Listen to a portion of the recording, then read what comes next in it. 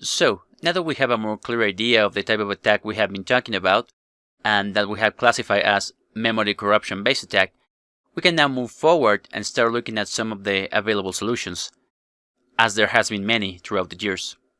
But due to their own nature, these are not easy to describe, and in fact, we have been spending some time trying to explain what the problem is in the first place. Because if I have told you, let's look for solutions to protect against memory corruption based attacks, you probably wouldn't have understood what I was talking about, and if this had to do anything with a computer in the first place. So before we begin, I would like to stress that having access to the memory of a system by means of a process is quite significant, as this is not just limited to the affected process. This can in fact grant access to other parts of the memory of the system, and hence to other processes. You have probably heard about Meltdown and Spectre. But enough of that, let's talk about the solutions that have been created for at least try to prevent all this from happening in the first place, or for protecting the different processes running into a system.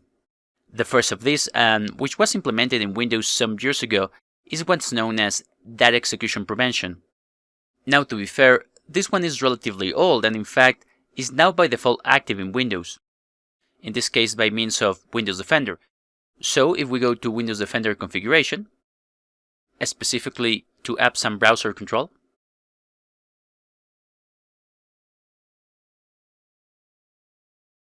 at the bottom we'll find an option called Exploit Protection Settings. And if we click on it, we could see that one of the first options is the one called Data Execution Prevention.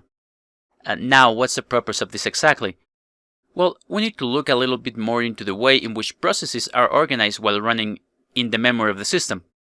Again, this is kind of a very complex subject for a basic course, so I'll try to give you the most clear and easiest to understand description. So basically, and in a very broad manner, processes are organized or divided in several instances, also called pages. Each of these instances, or pages, contain different types of code, or code that is meant for three general purposes, which is writing, reading, and execution, meaning that some code within this process can be read, like when you can only read a document, other can be written or changed, and finally, other can be executed. Again, this is not the most accurate description, but I think it's the easiest to understand. So when a hacker corrupts a process, it will try to inject code in the writable portion of the process.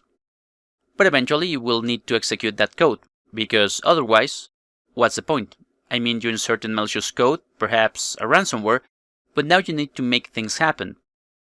And the only way things may happen is by making the corrupted process to execute that code. So the hacker needs two basic things: to write the code into the writable portion of the process, and to also execute that code. Hence, what this particular option does is preventing that code from being executed. However, because the process has also an executable portion, what this option does more specifically is preventing the writable portion of the process to also execute code. So you cannot have processes which allows for both writing and execution. Now this sounds all cool, but as I said earlier, this is kind of an old option. Now the reason I say this is because not just hackers are already aware of this protection measure, but also because now it's part of the best practices to never allow the process of your application to have portions that can be written and executed at the same time. Of course, and as you may expect, these standards are not really being enforced across the world, so you may still run into an application that doesn't care too much for this. So you could still benefit from this protection. Nevertheless, I know that some of you are asking yourselves, if this option is active by default, why should I even care, right? It's already there. Well, yes, it's already there, but sadly, and this is something I have come across even in big companies, in their attempt to improve security in the systems, many people install anti-malware solutions that oftentimes disable these options, for no other reason that they might difficult the proper functioning of that program. So it's not uncommon to find systems in which the anti-malware solution is in charge of the whole system. And we're not talking about rather obscure programs, we're talking about some which are pretty common.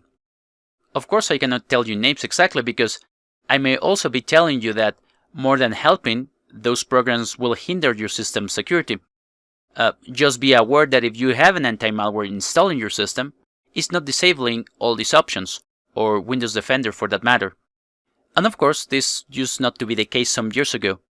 As a matter of fact, Windows Defender wasn't regarded as a great security solution, and many people would rather have any other anti-malware or antivirus installed.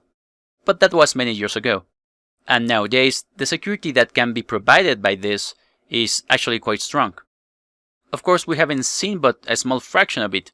Nevertheless, many of the security features we'll find in here aren't available in a big amount of commercial solutions. So that's something you should definitely consider. But let's carry on and keep on describing the function of all these options. See you in the next video.